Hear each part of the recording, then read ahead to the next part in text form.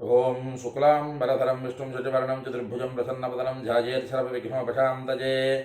ఓం గురుబ్రహ్మ గురుర్విష్ణుః గురుదేవో మహేశ్వరः గురుసాక్షాత్ పరబ్రహ్మ తస్మై శ్రీ గురవే నమః. ఓం వ్యాసాయ విష్ణురూపాయ వ్యాసరూపాయ విష్ణవే నమో వై బ్రహ్మనిధయే వాసిష్ఠాయ నమో నమః. ఓం నారాయణం నమస్కృత్య నరం చైవ నరోత్తమం దేవీం సరస్వతీం వ్యాసం తతో జయముదీరయేత్. హరి ఓం. ప్రియ భగవద్బంధువులారా, ఆస్తిక మహాశైలారా, విష్ణు పురాణానికి మనం స్వాగతం పలుకుతూ ఆత్మానం రథినం విద్ధి శరీరం రథమేవతు బుద్ధింతు చారథం విద్ధి మనః ప్రగ్రహమేవచ. మన ఆత్మ, మన శరీరము, మన బుద్ధి, మన మనస్సు ఇవి అన్నీ కూడా ఒక రథంలాగా మారితే ఆ రథాన్ని అధిరోహించినటువంటి శ్రీమన్నారాయణుడు మనకి సద్బుద్ధిని సద్గతులను కలుగుజేయుగాక అని మరొక్కసారి మనం స్మరణలోకి తెచ్చుకుంటూ విష్ణు పురాణం ద్వితీయాంశం 2వ అధ్యాయంలో ఉన్నాం. ఈ 2వ అధ్యాయంలో మైత్రేయ మహర్షి పరాశరణ మహర్షికి అడిగినటువంటి చక్కనైనటువంటి ప్రశ్న.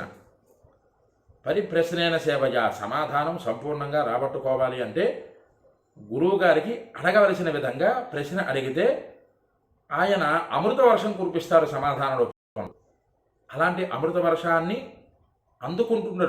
అందుకుంటున్నటువంటి మైత్రేయ మహర్షి గురువుగారికి నమస్కరిస్తూ వినయపూర్వకంగా ప్రశ్న వేస్తూ, హే భగవన్ పరాశర మహర్షి, నాకు అర్హత ఉన్నట్లని నీకు అనిపిస్తే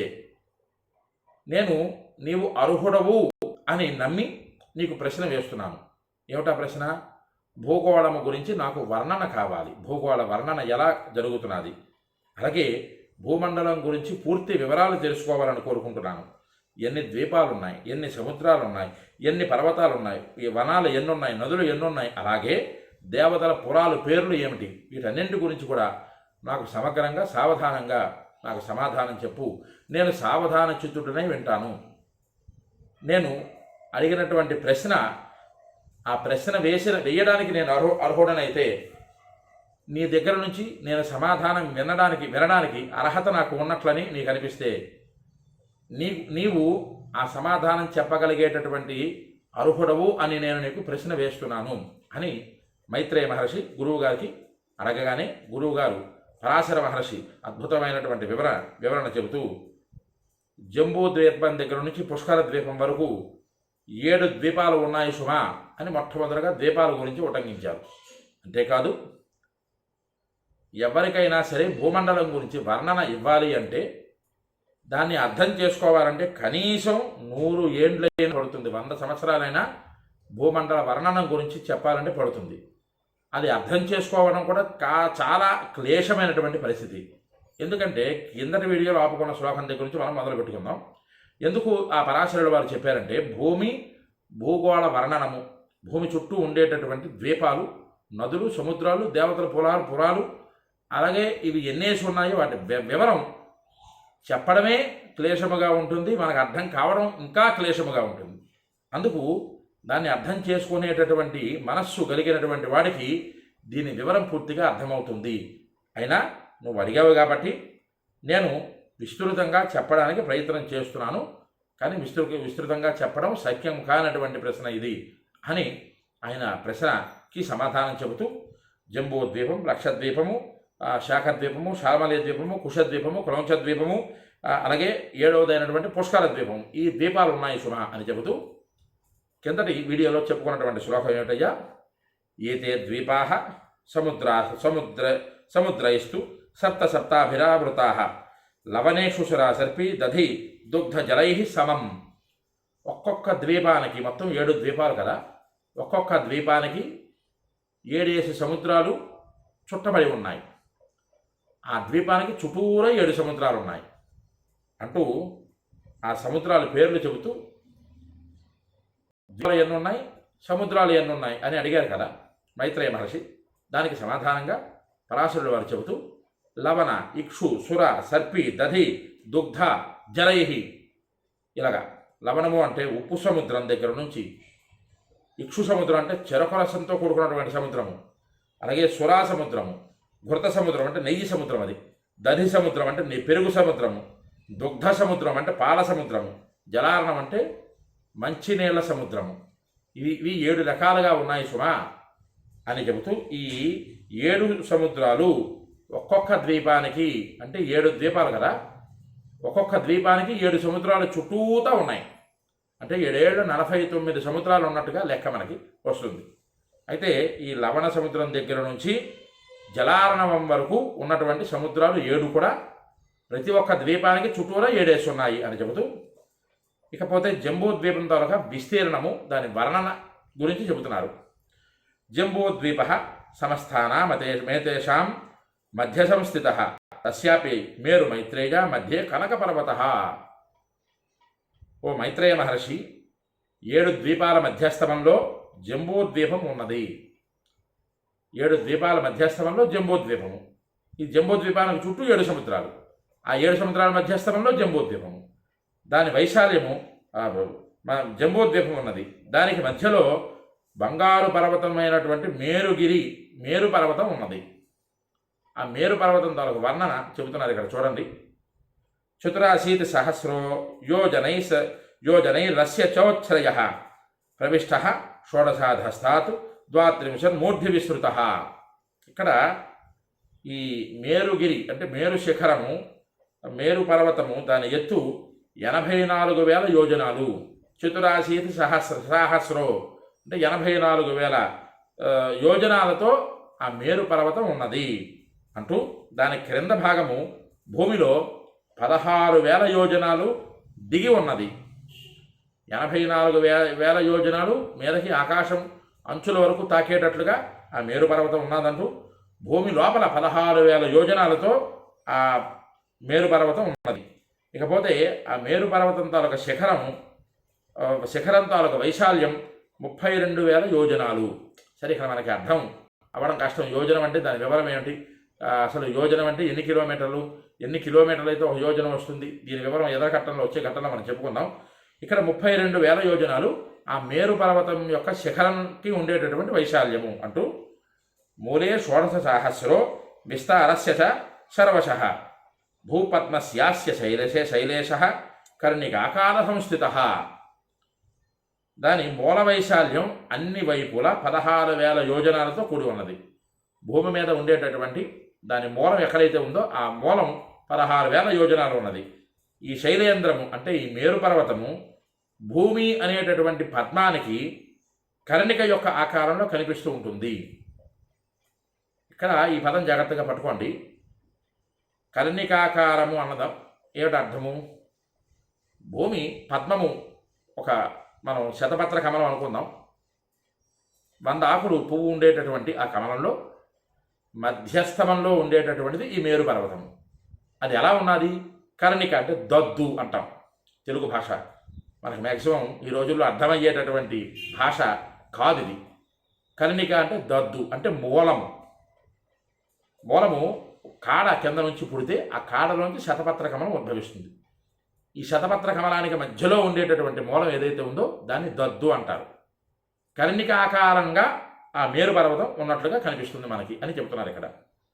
సరే, ఇక్కడ పద్మవ్యూహం దాంట్లోకి వెళ్ళినట్లయితే, పద్మవ్యూహంలో అభిమన్యుని ఎట్టి పరిస్థితుల్లో కూడా బంధించాలి అనేటటువంటి ప్రయత్నంలో కర్ణిక అనేటటువంటి దాన్ని పద్మవ్యూహం మధ్యస్థమంలో దద్దుని, ఆ దద్దు అనేటటువంటి కర్ణిక అనేటటువంటి ప్రదేశంలో దుర్యోధనుణ్ణి గురువు ఉంచినట్లుగా మనకి పద్మవ్యూహం అనే ఘట్టంలో తెలుస్తుంది. అయితే ఇప్పుడు ఆ విషయంలోకి వెళ్లకుండా, ఈ భూమి అనేటటువంటి పద్మానికి మధ్యస్థమంలో ఉన్నది, ఈ జంబూద్వీపం అనేటటువంటి భూమి అనే పద్మానికి మధ్యస్థమంలో ఉన్నది ఈ కర్ణిక ఆకారంలో ఆ దద్దులాగా కనిపిస్తున్నది ఈ మేరు పర్వతము. దాని మూలం ఎంత ఉన్నది? వైశాల్యం 16,000 యోజనాలు అని చెప్తున్నారు పరాశరుడు వారు. హిమవాన్ హేమకూటస్య నిధాస్య దక్షిణే నీల శ్వేతస్య శృంగీచ ఉత్తరే వర్షపర్వతా. ఆ మేరు పర్వతానికి దక్షిణంలో హిమాలయము, హేమకూటము, నిషధము అనేటటువంటి 3 పర్వతాలు ఉన్నాయి. అయితే ఈ 3 కూడా వర్ష పర్వతాలు. ఈ వర్ష పర్వతాలంటే ఉత్తరంలో ఉండేటటువంటిది నీలపర్వతం, శ్వేతపర్వతం, శృంగి అనేటటువంటి పర్వతాలు. ఇవి 3 కూడా వర్ష పర్వతాలుగా కనిపిస్తున్నాయి. ఇక్కడ వర్ష పర్వతాలంటే ఇలావృత వర్షం, భారత వర్షము, గంధర్వ వర్షం ఈ వర్షాలు కాదు. వర్షాల ద్వారా విభజించబడ్డ పర్వతాలు వర్ష పర్వతాలు అని చెప్పారు ఇక్కడ. లక్ష ప్రమాణౌ ద్వౌ మధ్యే దశహీనాస్తథాపరే సహస్రద్వితయోచ్చరాయ స్థావద్విస్తారిణశ్చతే. శ్లోకం కాస్త కష్టంగా ఉన్నది కదా, అర్థం అవ్వడం కూడా కష్టమే మనకి. అందుకే పరాశరుడు వారు చెబుతూ 100 సంవత్సరాలైనా సరే భూమండల వర్ణన గురించి చెప్పడం చాలా క్లేశముగా ఉంటుందని చెప్పారు ఆయన. అయితే లక్ష ప్రమాణం ద్వౌ మధ్యే, రెండింటికి కూడా వేటికి ఈ పర్వతాలు ఉండేటటువంటి వాటికి మధ్యలో నిషధ నీలగిరి పర్వతాలు ఉన్నాయి. ఈ నిషధ నీలగిరి పర్వతాలు కూడా అవి రెండు కూడా 1,00,000 యోజనాల పరిమిత విస్తీర్ణంలో మనకి కనిపిస్తున్నాయి అంటూ, దానికి అటుపక్క ఇటుపక్క మిగిలినటువంటి పర్వతాలు క్రమంగా 15,000 యోజనాలు తక్కువ విస్తీర్ణంలో కలవి. అంటే హేమకూటము, శ్వేతగిరి 90,000 యోజనాల విస్తీర్ణము, అలాగే హిమాలయ పర్వతము, శృంగగిరి 80,000 యోజనాల విస్తీర్ణము కలవి అని ఇక్కడ చూపిస్తున్నారు. వీటి ఎత్తు 2,000 యోజనాలు, వాటి వైశాల్యం కూడా 2,000 వైశాల్యము అని చెబుతూ, భరతం ప్రథమం వర్షం తద కిం పురుషం స్మృతం హరివర్షం తథైవాన్యే మేరోహ దక్షిణతో ద్విజ రమ్యకం చోత్తరం వర్షం తస్యేవాను హిరణ్మయం ఉత్తరాహ కురువశ్చైవ యథా వై భారతం తథా. ఓ మైత్రేయ మహర్షి, మేరు పర్వతానికి దక్షిణంగా మొట్టమొదటిగా ఉండేటటువంటిది భరత వర్షము. వర్షాలను మనం చెప్పుకున్నాం 9 వర్షాలని ఇంతకుముందు.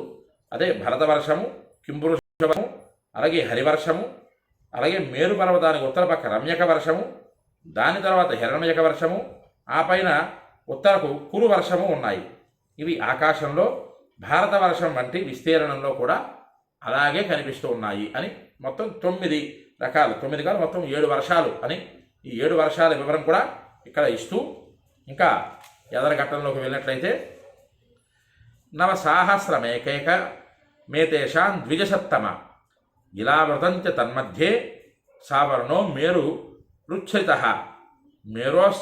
మేరోశ్చతుర్దిశం తత్ర నవసాహస్ర విస్తృతం ఇలావృతం మహాభాగ చతురశ్చాత్ర పర్వతాః. ఓ మహాభాగ, ఓ మైత్రేయ మహర్షి, ఈ వర్షముల యొక్క ప్రమాణములు, వీటి యొక్క ఒక్కొక్క దాని విస్తీర్ణము 9,000 యోజనాలు కలిసి ఉన్నది. వీటి మధ్యలో ఇలావృత వర్షం ఉన్నది. మొత్తం ఈ 7 వర్షాలను చెప్పుకున్నాం కదా. 7 వర్షాలలో మధ్యస్థంలో ఉండేటటువంటిది ఇలావృత వర్షం 9,000 యోజనాల విస్తీర్ణంలో ఉన్నది. దీనికి మధ్యలో మరలా మేరు పర్వతము సువర్ణమయమైనటువంటి రీతిగా నిలబడి ఉన్నది, నిలిచి కనిపిస్తున్నది. అలాగే నీలగిరికి 4 వైపులా 9,000 యోజనాల విస్తీర్ణంలో ఇలావృత వర్షం వ్యాపించి ఉంది. ఇందు 4 వైపులా 4 పర్వతములు కలవు అని చెబుతున్నారు పరాశరుడు వారు. విష్కంభ రచిత మేరో యోజనాయత ముచ్ఛ్రితాహ అని చెబుతున్నారు. ఇవి మేరువునకు మేకులుగా ఈశ్వరునిచే నిర్మించబడ్డాయి. అడుగున కన్నా వైపు విశాలంగా పడిపోకుండా మేరువును నిలబెడుతున్నాయి. అవి 15,000 యోజనాలు ఎత్తు కలవి అని చెబుతున్నారు పరాశరుడు వారు. ఇంకా వీటి వివరం ఇంకా చెప్పుకున్నట్లయితే పరమాద్భుతమైనటువంటి వివరంలో ఇంకా ఉన్నాయి. ఒక్కొక్క పర్వతము ఎన్ని యోజనాల ఎత్తు, ఎన్ని యోజనాల వైశాల్యం, ఎన్ని యోజనాల బరువు, ఎన్ని యోజనాల కిందకి ఉన్నాయి, ఎంతవరకు విస్తీర్ణం వ్యాపించి ఉన్నాయి, ఇవి అన్నీ కూడా ఇందులో చెబుతున్నారు పరాశరుడు వారు. భూగోళ వర్ణన ఈ 2వ అధ్యాయం. దీని గురించి తెలుసుకోండి. రేపు వచ్చేటటువంటి ఎదరఘట్టంలో అసలు యోజనము అంటే ఎన్ని కిలోమీటర్లు మనకి వస్తుంది అన్నది మనం తెలుసుకునే ప్రయత్నం చేద్దాం. ఎవరికైతే ఈ వీడియో నచ్చుతుందో వాళ్ళందరూ లైక్ చేయండి, షేర్ చేయండి, మీ అమూల్యమైన మాటలను కామెంట్ రూపంలో పంపించండి. విష్ణు పురాణాన్ని మీరు వినండి, తరించండి, 10 మంది చేత వినింపజేసి తరింపజేయండి. హరి ఓం స్వస్తి.